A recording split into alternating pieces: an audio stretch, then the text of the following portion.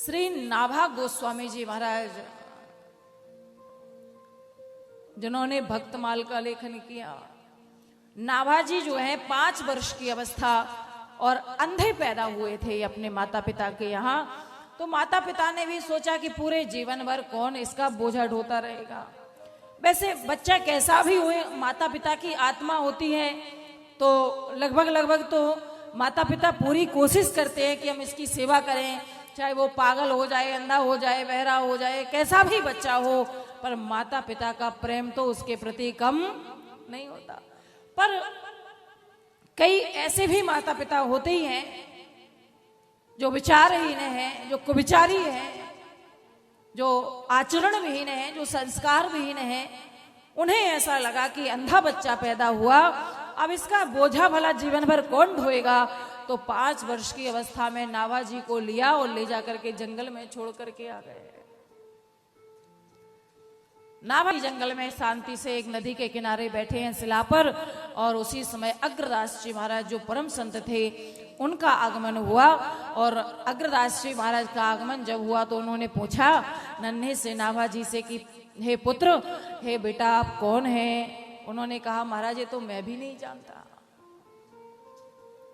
मैं कौन हूं ये मैं भी नहीं जानता, क्योंकि अगर मुझे पता होता कि मैं कौन हूं,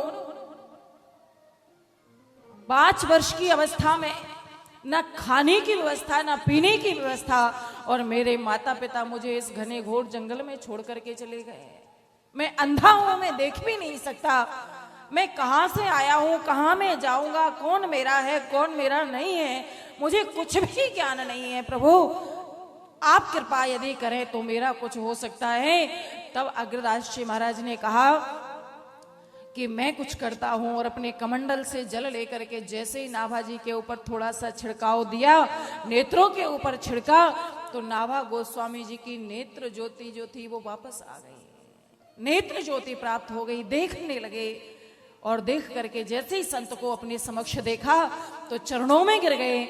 मैं आपका ये उपकार कभी जीवन भर नहीं भूलूंगा, आप मुझे अपनी शरण में रख लीजिए। आश्रम में ले आए, नाभा जी सेवा करने लगे अग्रदास जी की। और अग्रदास जी महाराज की सेवा नाभा जी इस तरह करते थे कि एक बार अग्रदास जी महाराज अंदर बैठे बैठे पूजा सेवा कर रहे थे।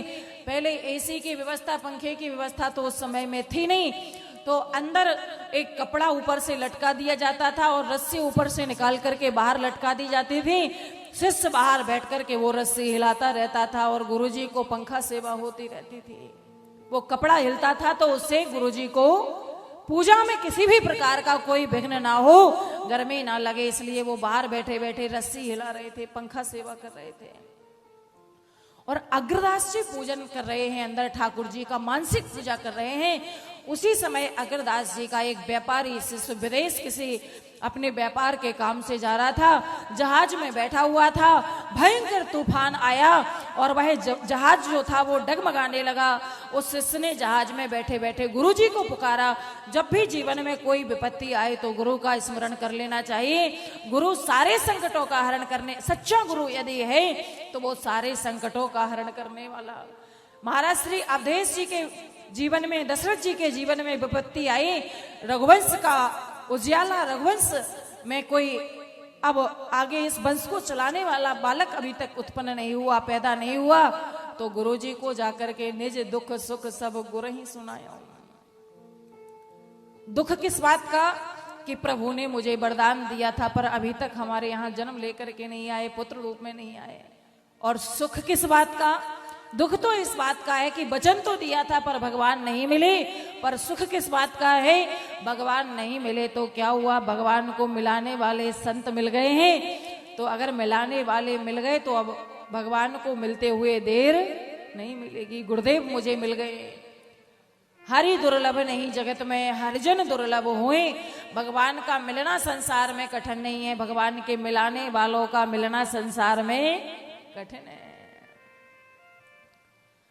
तो गुरुदेव को उसने जहाज में बैठे बैठे पुकारा और गुरुदेव उस समय एकदम घबरा गए और घबरा करके प्रार्थना करने लगे ठाकुर जी से, हे प्रभु, आज तक जितनी पूजा सेवा, जितना भजन मैंने आपका किया हो, वो सब मेरे शिष्य के लिए समर्पित हो जाए। और वो जो तूफान आया है, जहाज जो डगमगा रहा है, हिल रहा है, वो तूफान शांत हो जाए, जहाज सीधा चलने लगे। मेरा जो शिष्य उसमें बैठा हुआ है, जो व्यापार के काम से विदेश यात्रा के लिए जा रहा है, वो सही सलामत सुरक्षित पहुंच जाए अपने गंतव्य स्थान पर।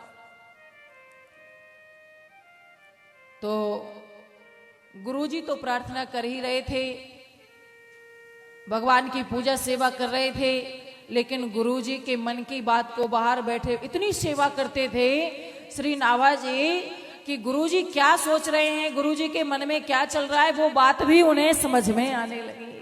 बाहर बैठे बैठे समझ गए गुरुजी बहुत घबराए हुए हैं। नाभा जी ने भी भगवान से प्रार्थना की, हे प्रभु, आज तक मैंने अगर सच्चे मन से गुरुजी की सेवा की हो तो वो सारा का सारा पुण्य मेरे गुरुजी के शिष्य को लग जाए और उसका जहाज जो डगमगा रहा है वो तूफान शांत हो जाए, जहाज स्थिर हो जाए और उसके प्राणों की रक्षा हो जाए।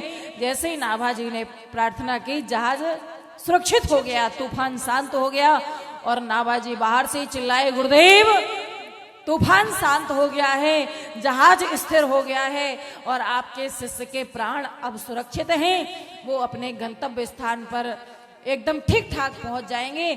आप तो मन से अपने ठाकुर जी का पूजन करिएगा। तो अग्रदास जी ने अंदर से आवाज लगाई, नाभा, तुमने मेरी इस तरह सेवा की कि मैं मन से क्या सोच रहा हूं वो तुम बाहर बैठे बैठे समझ गए।